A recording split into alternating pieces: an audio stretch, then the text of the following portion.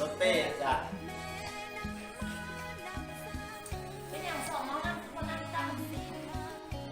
ผมมากกันจ้ะ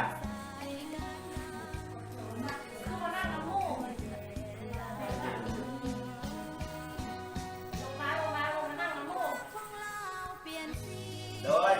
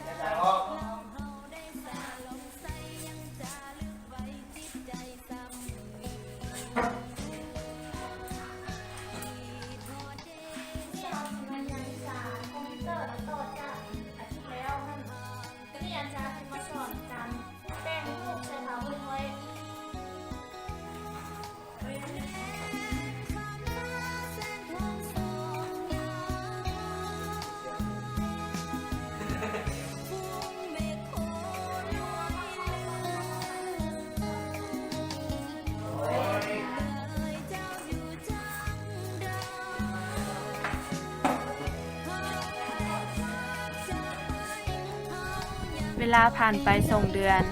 ท้าวคำกี้ท้าวพรและก็ท้าวตุ้งเยียเริ่มเป็นหมู่ที่สนิทกันและก็สักส่วนกันไปเฮ็ดในสิ่งที่บ่ดี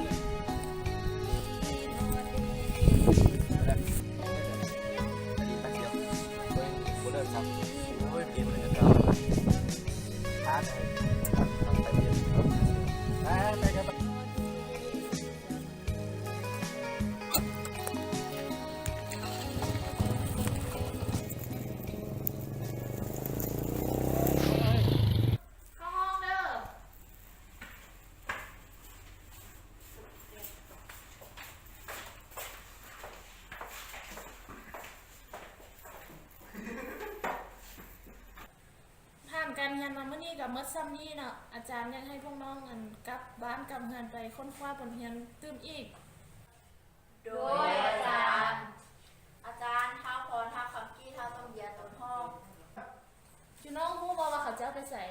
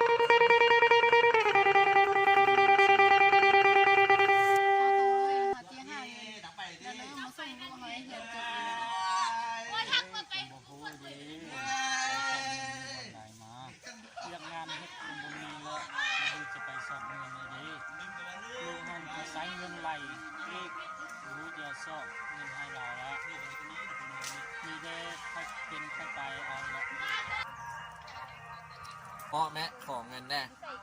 มึงจะเอาเท่าเลย เอา500,000เอาไปให้เลยหลายปานนั้น จะเอาไปเล่นน้ำมูกกันนึง ลูกเราหลายแท้พ่อแม่บ่มีอันเอาให้แล้ว มูส่วนไปเล่นเนี่ยจะให้เล่นมาเลยแหละ ข้าวมีหลายปานเอาเข้านี่แหละเอาปลาไม่กินลูก บ่ไปบ่ได้ขอสวน เข้ามีห ไป ลาย เดินเงิน พ่อกับแม่มีเงินแค่ด้วยจะมาคืนมาให้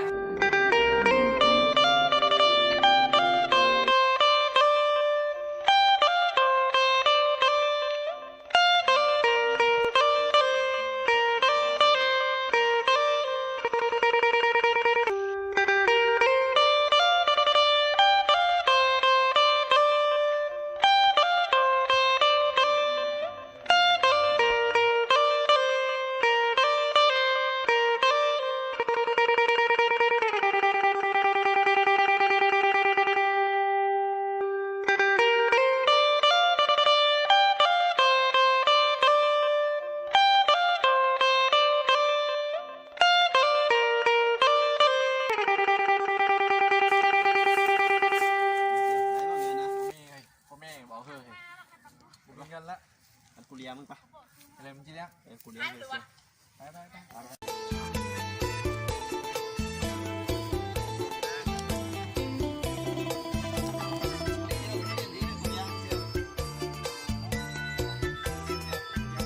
ซา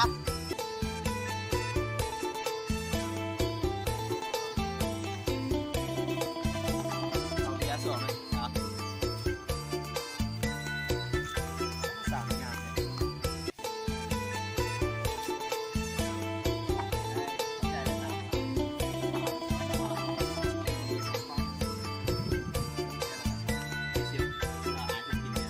ย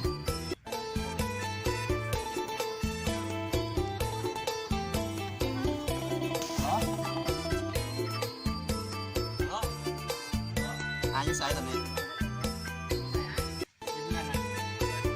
เฮ้ยผมกินเบียร์พี่น้องไหม ทานไหม เอาอย่าหัน3,000เลยนะ อ๋ออยู่ห้าต่อพันปะโอเคโอเคเดี๋ยวออกไปหา ไปจะเป็นพี่น้องทายนะ โอเคโอเค ไปเลยฮะน้องทาย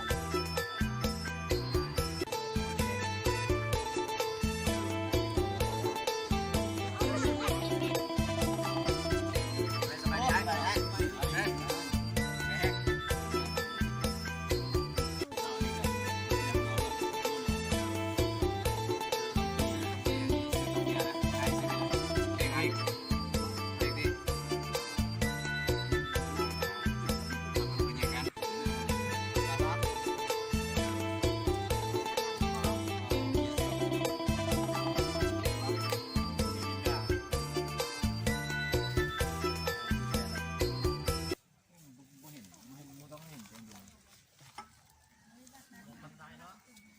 เนี่ยเลยเอาทีละนิดนึงบ่ แต่แล้วซะเข้าใจ เอาหัวใจเจ้าหน่อยได้ป่ะ ได้ ป้าสาวอยู่บ้านงามเลย บ้านใกล้บ้านเจ้าหันแหละ ป้ามีแฟนละ ยัง โอ้ยไอ้เขาเบอร์เลยสิ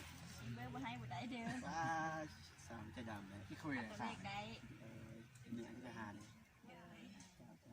มีในค่าเขื่อนแล้วก็บอกเด้อ โดยสาวงามเลย เข้าใจเด้อ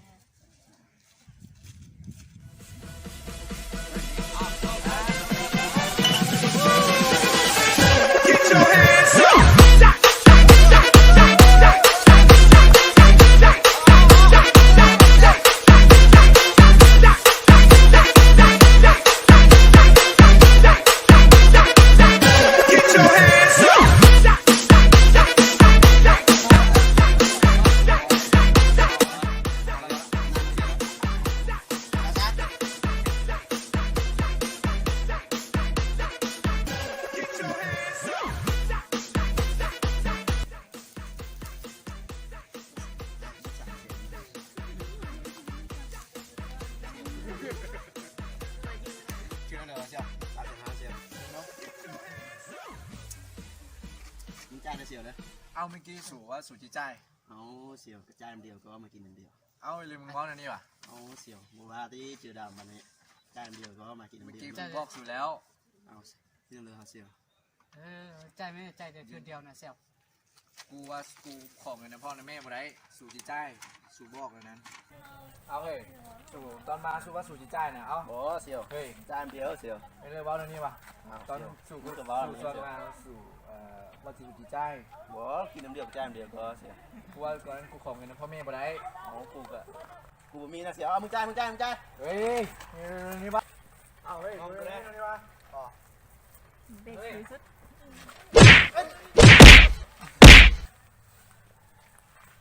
ฮัลโหล ฮัลโหล นี่มันเจ้าหน้าที่ตำรวจบ่ โรยแม่นแล้ว ตอนนี้อันอยู่ห้านางพานเกิดมีเหตุการณ์มีวัยรุ่นมาตีกันอยู่ห้านายวัยรุ่นเมาเหล้านี่มีเกิดเหตุอยู่ที่ห้านางพานเด้อมีวัยรุ่นคนนึงมาตีกันอยู่ห้านขอความช่วยเหลือจากเจ้าหน้าที่แน่ โดย ขอความช่วยเหลือโดยใด กำลังสิไปเด้อ โดย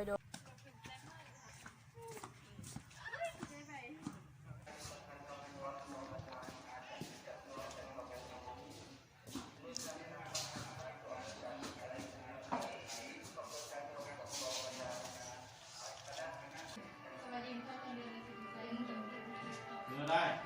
น้องได้ชื่ออังกฤษวะอายุ20 ปี อยู่บ้านทั้งไทยอยู่แปะเกี่ยวกับว่าเนาะเรื่องที่น้องแล้วก็เรื่องวันที่8 เดือน 12 ปี 2019เรียนอยู่ห้างพันเวลา 18:30 นาทีอยู่ในนี้ว่าด้วยกฎหมายอาชญากรรมอยู่ในมาตรา122ว่าด้วยการก่อความวุ่นวายแก้คนอื่นเดือดร้อนเพื่อกักขังจำคุก3 เดือนหรือพัดไหมเป็นเงิน600,000 กีบแล้วผู้ปกครองน้องเลยเป็นใคร พ่อชื่อดูว่า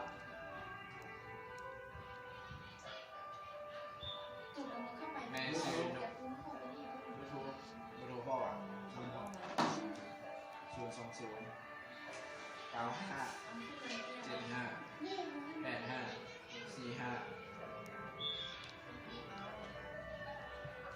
ียเลย นั่งลง ลูกนก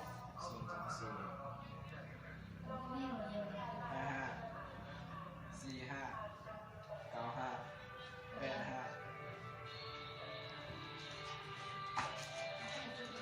บการทางในห้องการตำรวจจะโทรหาพ่อแม่มา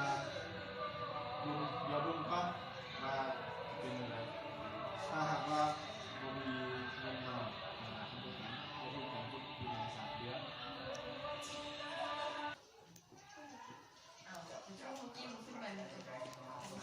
เบอร์ อ้าวกันตัวในยังเป็นบ่มี โทรหาผู้ปกครองให้มา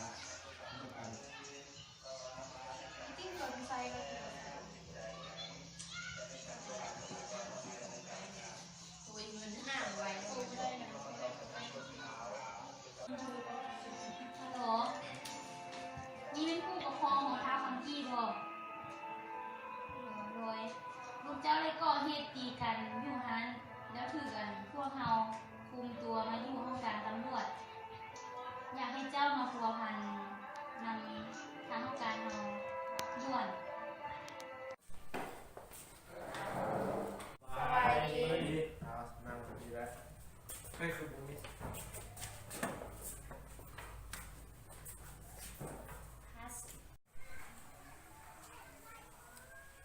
เจ้าเป็นผู้ปกครองเขาคุณกี้ครับเดี๋ยวเราลูกเจ้านี่ได้ก็เรื่องของวุ่นวายในวันที่8 เดือน 12 ปี 2019 เวลา 18:30 นาทีว่าด้วยกฎหมายนะมาตรา122ก็ความวุ่นวายให้คนอื่นเดือดร้อนคือลงโทษต้องขังจำคุก3 เดือนหรือปรับใหม่เป็นเงิน600 ที่เป็นเงินที่เงินในมาตรานี้ แล้วถ้าว่าผมเห็นอีกเทื่อนึงจะคือคน2ถ้าไปก่อความวุ่นวายให้ผู้อื่นอีกเนาะ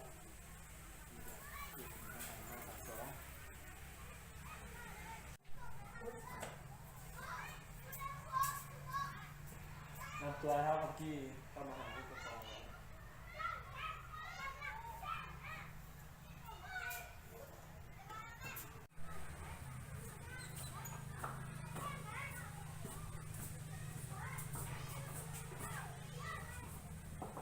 ลูกเป็นอะไร เมื่อไหร่อยากกลับบ้านประกันตัวลูกได้ ถ้าประกันตัวออกไปลูกจะยอมเปลี่ยนยอมแปลงบ่ ลูกจะเปลี่ยนแปลงทุกอย่าง เนาะการที่ทิศเพื่อแล้วเนาะเวลาเป็นหมู่ทับเตือนไปแล้วต่อไปนี่ไม่ต้องเชื่อหมู่เนาะให้ฟังความพ่อแม่ฟังครูอาจารย์แล้วกลับคืนไปตั้งใจเรียนถ้าจะไม่ยังผมเห็นเนาะว่ามีก็เรื่องความวุ่นวายอีกแล้วจะคูณ2จะคือจำขังจำคุกประมาณ 6-7 เดือนเนาะหรือว่า1 ปี แล้วไปกับพ่อแม่ตักเตือนได้บึงยังลูกให้ดีๆอย่าให้ไปก่อความวุ่นวายให้ดี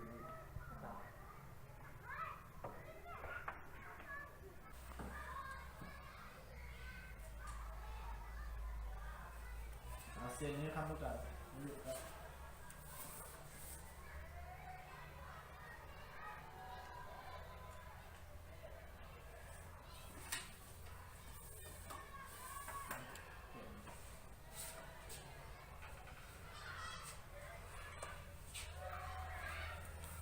แล้ว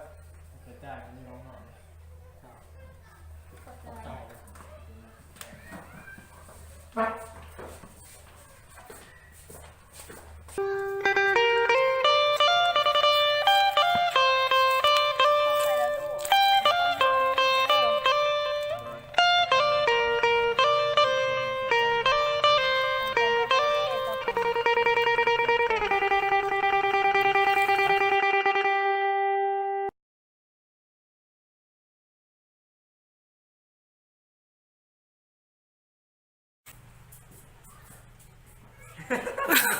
สู้อยากตายแล้วอ่ะ